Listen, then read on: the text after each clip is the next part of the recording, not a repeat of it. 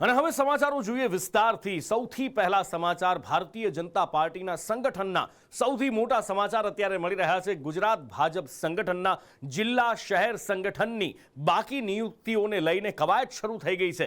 પ્રદેશ પ્રમુખ બાકી નિયુક્તિને લઈને કવાયત શરૂ કરી ચૂક્યા છે। તબક્કાવાર જિલ્લા અને શહેરનું માળખું તૈયાર કરાઈ રહ્યું છે। શહેર અને જિલ્લાની બાકી નિયુક્તિઓ ટૂંક સમયમાં જાહેર થશે। છેલ્લા એક અઠવાડિયાથી આ નિયુક્તિ અંગેની ચર્ચા થઈ રહી હતી અને હવે આખરે એ નિયુક્તિઓ શરૂ કરી દેવામાં આવી છે।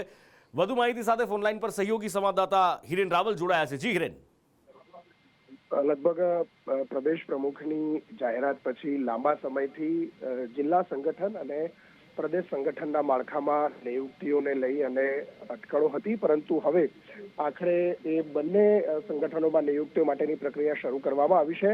પ્રદેશ પ્રમુખ જગદીશ વિશ્વકર્મા અને સંગઠન મહામંત્રી રત્નાકરની અધ્યક્ષતામાં છેલ્લા એક અઠવાડિયાથી દરરોજ 1 થી 2 કે 3 જિલ્લાઓની બેઠકો યોજાય છે, જેમાં જિલ્લામાં સંગઠનની જે નામો નક્કી કરવાના છે પ્રમુખની સાથેની ટીમના, એ નામો નક્કી કરવા માટે સંકલને નક્કી કરેલા નામો અને એનું આખરીકરણ કરવા માટે ગાંધીનગર ખાતે આ બેઠકો દરરોજ યોજાઈ રહી છે।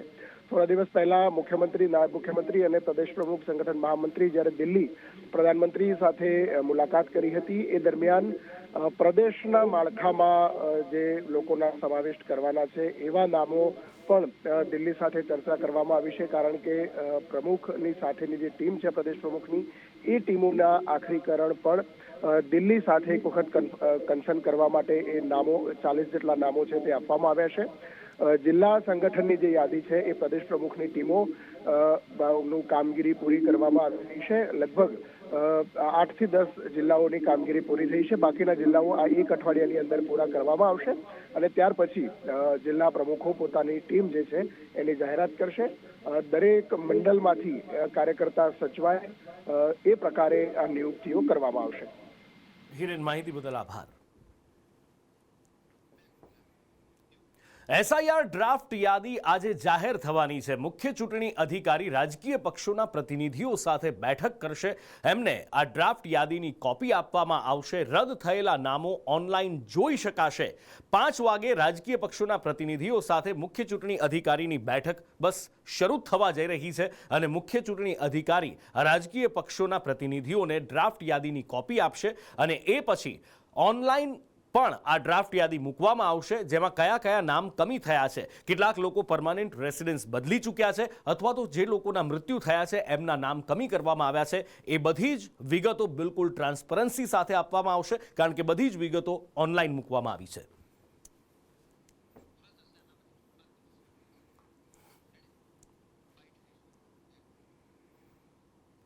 સુરતમાં એક ગજબ કેસ થયો હતો। 80-85 લાખના મકાન લીધા અને એ પછી લોકોને રસ્તા પર રહેવાનો વારો આવ્યો। બાળકોને લઈને આવી કડકડતી ઠંડીમાં જવું તો જવું ક્યાં, એ સવાલ ઊભો થયો હતો।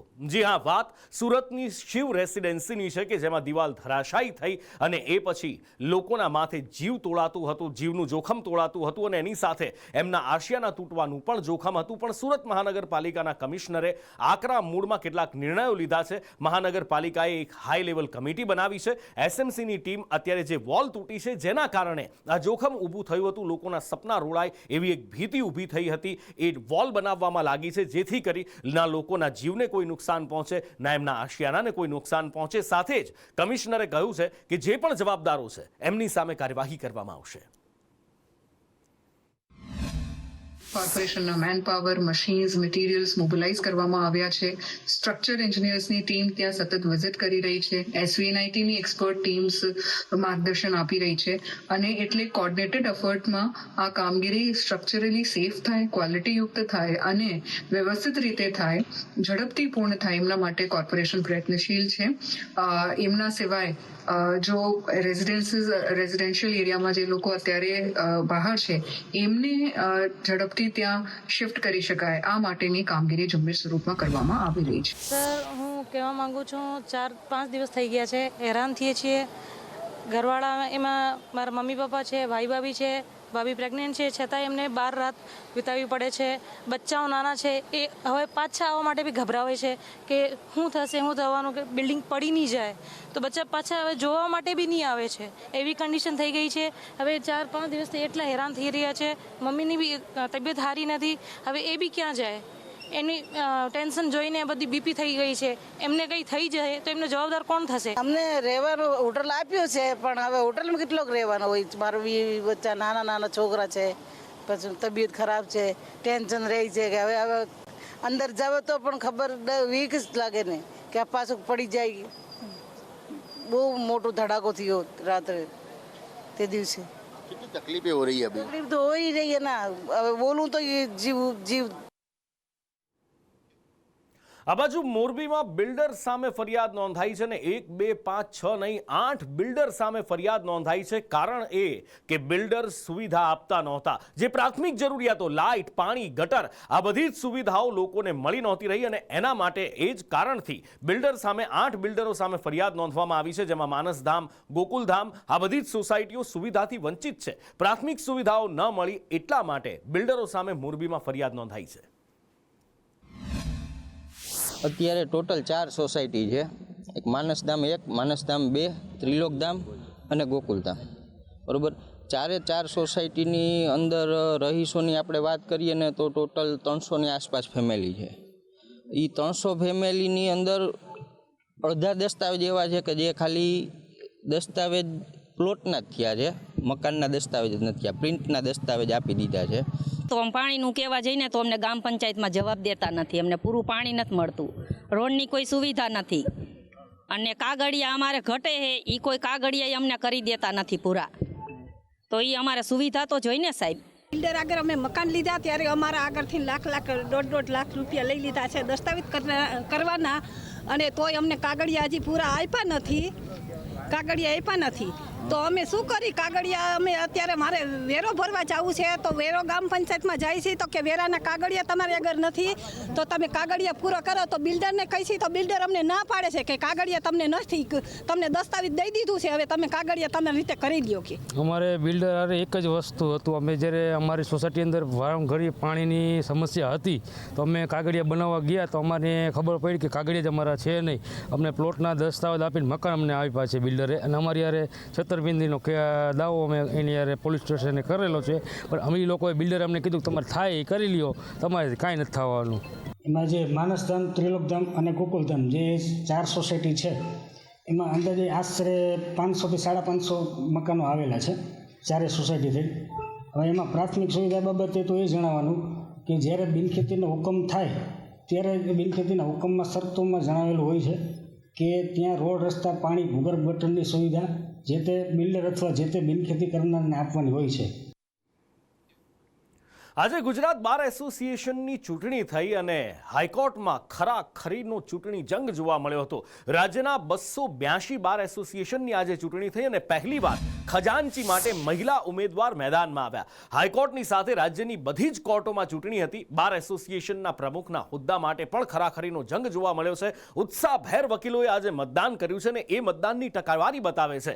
મેટ્રો કોર્ટમાં 80% મતદાન થયું, સેશન્સ કોર્ટમાં 65% મતદાન થયું અને ગ્રામ્ય કોર્ટમાં હાઈએસ્ટ 85% મતદાન થયું છે. અમદાવાદ, રાજકોટ, વડોદરા આ ત્રણેય શહેરોમાં જે મતદાન થયું બાર એસોસિએશનની ચૂંટણી એના આંકડા બતાવી રહ્યા છે. 282 વકીલ મંડળોની ચૂંટણીને લઈને આ મતદાન થયું છે. અમદાવાદ, રાજકોટ, વડોદરામાં આ ઉત્સાહભેર માહોલ દેખાઈ રહ્યો છે ટીવી સ્ક્રીન ઉપર અત્યારે કે વકીલોએ કેટલું ઉત્સાહથી મતદાન કર્યું છે. ગુજરાત હાઈકોર્ટમાં એડવોકેટ એસોસિએશનના 2500 કરતાં વધારે મતદારોએ મતદાન કર્યું છે. રાજકોટ સિવાય પણ રાજ્યભરમાં શાંતિપૂર્ણ માહોલમાં મતદાન થયું છે. રાજકોટમાં સમરસ અને આરબીએ પેનલ વચ્ચે ખરાખરીનો જંગ જામ્યો છે.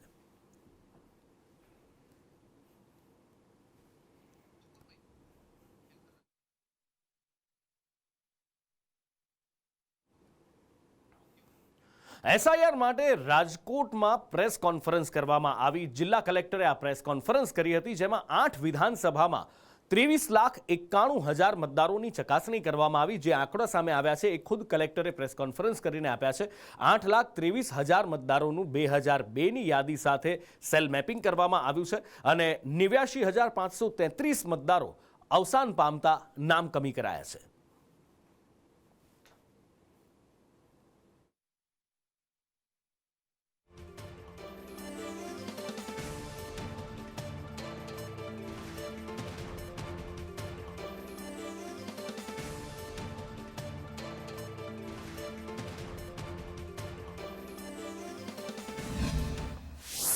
નમસ્કાર. આપ બધાને જાણ હશે કે ભારતના ચૂંટણી પંચ નવી દિલ્હી દ્વારા 27/10/2025થી સ્પેશિયલ ઇન્ટેન્સિવ રિવિઝન જે છે એટલે કે ખાસ સઘન સુધારણા કાર્યક્રમની જાહેરાત કરવામાં આવી છે. તારીખ 4 નવેમ્બર 2025થી 14 ડિસેમ્બર 2025 દરમિયાન તમામ જેટલા પણ ઇનોમિનેશન ફોર્મ હતા આનું સમયગાળો નક્કી કરવામાં આવ્યું છે. રાજકોટ જિલ્લાની કુલ 8 વિધાનસભા મત વિસ્તારમાં સમાવિષ્ટ કુલ 23,91,027 મતદારોની બીએલઓ દ્વારા ઘરે ઘરે જઈને ખરાઈ કરવામાં આવી છે અને આ મતદારો પૈકી 8,23,668 મતદારોએ પોતાને 2002ની યાદીમાં નામ હતું એવી રીતે સેલ્ફ મેપિંગ કરી છે. 10,06,117 મતદારે પોતાના રિલેટિવ સાથે પ્રોજેની મેપિંગ જેને કહેવાય છે આ કરવામાં આવ્યું છે. 2,25,512 મતદારોનું મેપિંગ થયું નથી, મતલબ કે આ 2002ની યાદી અથવા પોતે અથવા પોતાના ફેમિલી રિલેટિવ સાથે આનું પ્રોજેની સાથે મેપિંગ થયું નથી. 89,553 મતદારો જે છે અવસાન પામેલ છે, આનું નામ મતદાર યાદીમાંથી કમી કરવામાં આવ્યું છે. દેશના સૌથી સુરક્ષિતમાંના એક ગણાતા અમદાવાદ શહેરમાં વર્ષ 2022માં ભારતીય જનતા પાર્ટીના કાર્યકર રાકેશ મહેતાની હત્યા થઈ હતી. એ હત્યા પછી પોલીસે આરોપીઓને પકડી પાડ્યા હતા. કેસ ચાલી રહ્યો હતો, સેશન્સ કોર્ટમાં કેસ ચાલી રહ્યો હતો અને 4 આરોપીઓને આજે સેશન્સ કોર્ટમાં આ રાકેશ મહેતાના હત્યા કેસમાં સજા સંભળાવવામાં આવી છે. વધુ માહિતી સાથે ફોનલાઈન પર સહયોગી સંવાદદાતા દિવ્યા જોડાયા છે. દિવ્યા પાસેથી વધુ વિગતો જાણીએ કે કઈ રીતે આ કોર્ટે આ કેસનો ચુકાદો આપ્યો છે, કઈ કઈ કલમોને ધ્યાનમાં રાખવામાં આવી છે. દિવ્યા, પોલીસે કેવો કેસ બનાવ્યો હતો અને શું સજા સંભળાવવામાં આવી છે? નુપુર, હાલ તમામ 4 આરોપીઓ છે તે પોલીસ ગિરફ્તમાં જ હતા. એકને પણ જામીન ઉપર છોડવામાં નહોતું આવ્યું, જેના કારણે તાત્કાલિક ધોરણે દોષિત જાહેર કરતાની સાથે 4 આરોપીની પોલીસે કસ્ટડી લઈ ચૂકી છે. સાથે જે કુખ્યાત બુટલેગર જે વિસ્તારનો હતો ખાડિયાનો, ત્યાં રાકેશ મહેતા નામના વ્યક્તિની હત્યા નિર્મમ કરવામાં આવી હતી. ઉગ્ર બોલાચાલી અને અંગત અદાવતનું કારણ આપવામાં આવ્યું હતું. જોકે આ કેસમાં સમગ્ર બાબતમાં દસ્તાવેજી પુરાવા અને તમામ સાક્ષીઓની જુબાનીના આધારે કોર્ટે દોષિત જાહેર કર્યા હતા અને આજીવન કેદની સજા છે તે ફટકારી હતી. આજે મોન્ટુ નામદાર નામનો જે આરોપી હતો તે કુખ્યાત બુટલેગર હોવાનું સામે આવ્યું હતું. અવારનવાર કોર્ટમાં એક વખત અસલાલી પોલીસ સ્ટેશનની આસપાસના વિસ્તારોમાંથી તે ભાગી ચૂક્યો હતો. તે અલગ અલગ ગુનાઓ સાથે પણ સંડોવાયેલો હતો અને કોર્ટે આ તમામ બાબતોને ધ્યાનમાં રાખીને દોષિત તેને જાહેર કર્યો હતો અને આજીવન કેદની સજા ફટકારી છે. દિવ્યા, માહિતી બદલ આભાર.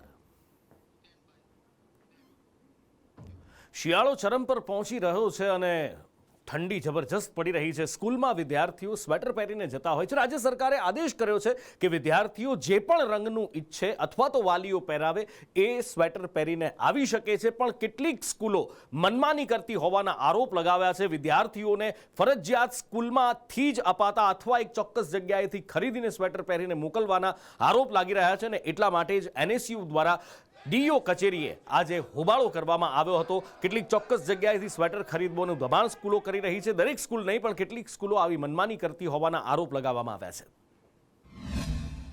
અને શિક્ષણ સંચાલકના સંસ્થાના અધિકારીઓ ક્યાંક ને ક્યાંક મળેલા હોય તેવું દેખાઈ રહ્યું છે.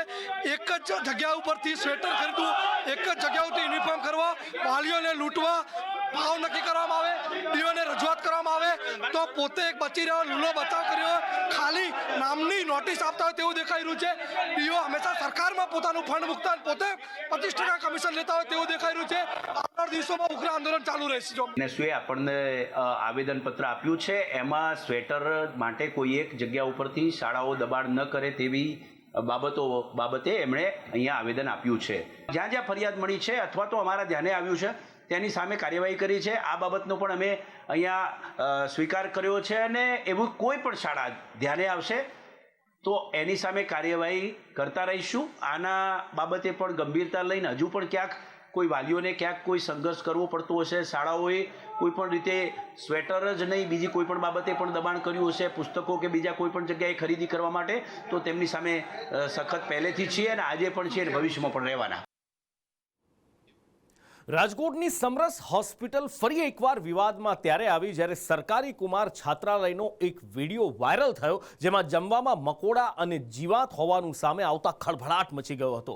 હોસ્ટેલના ભોજનમાં મકોડા જીવાત મળતા જ ચકચાર મચી ગઈ અને સાથે જ વિદ્યાર્થીઓનો આરોપ છે કે અહીંયા ભોજન પણ નબળી ગુણવત્તાનું મળે છે. રબર જેવી રોટલી આપે છે, પાણીવાળું શાક આપતા હોવાનો વિદ્યાર્થી આરોપ લગાવી રહ્યા છે. તંત્ર યોગ્ય પગલાં ભરે એવી વિદ્યાર્થીઓ માંગ કરી રહ્યા છે.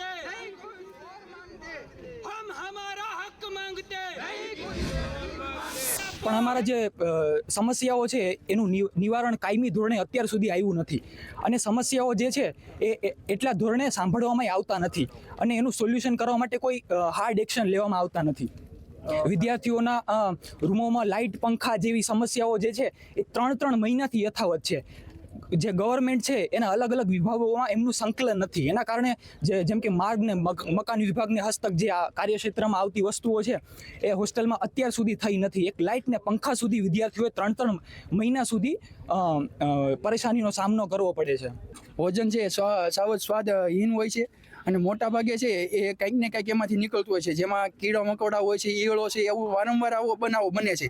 અને ભોજન છે સાવ સ્વાદહીન. રોટલી હોય છે તો રોટલીને આપણે તાણીએ તો એ રબર જેવી હોય છે, તણાય છે, તૂટવાની જગ્યાએ તણાય છે. રોટલી તૂટતી નથી આપણે તોડવા જઈએ તો એવી હલકી કક્ષાની રોટલી જોવા મળે છે. શાકમાં ખાસ શું છે? છાશ કેવા પ્રકારની? છાશ છે તો એમાં મોટા ભાગે પાણી ઉમેરવા આવે છે. માત્ર 200 ml છાશ મળે છે વિદ્યાર્થી દીઠ, પણ એમાં પણ એ લોકો પાણી એમની રીતે ઉમેરે છે. સાવ પાણી જેવી છાશ આપવામાં આવે છે. ભ્રષ્ટાચાર મુક્ત સિસ્ટમનું સપનું ઘણા સમયથી બતાવવામાં આવે છે. હવે ઉપરના લેવલથી તો કેટલું કામ થાય છે, શું કામ થાય છે એ આપણે સારી રીતે જોઈએ છીએ, પણ નીચેના લેવલે કેટલાક ઈમાનદાર અધિકારીઓ પોતાની રીતે સારા કામ કરતા હોય છે. ને એવું જ એક કામ સાબરકાંઠામાં સામે આવ્યું જેમાં એસીબી મહિલા પીઆઈએ અધિકારીને ટકોર કરી છે. એમણે કહ્યું છે કે સુધરી જજો, બધાની બૂમો વધી ગઈ છે. તાલુકા પંચાયતના અધિકારી સ્ટાફ સામે એમણે આ ટકોર કરી છે અને એ પણ કહ્યું કે ઈડર તાલુકા પંચાયતમાં લાંચિયા કર્મીઓ ઝડપાયા હતા. ધ્યાન રાખજો, એન્ટી કરપ્શન બ્યુરોએ 3 કોન્ટ્રાક્ટર કર્મચારીઓની ધરપકડ કરી લીધી છે.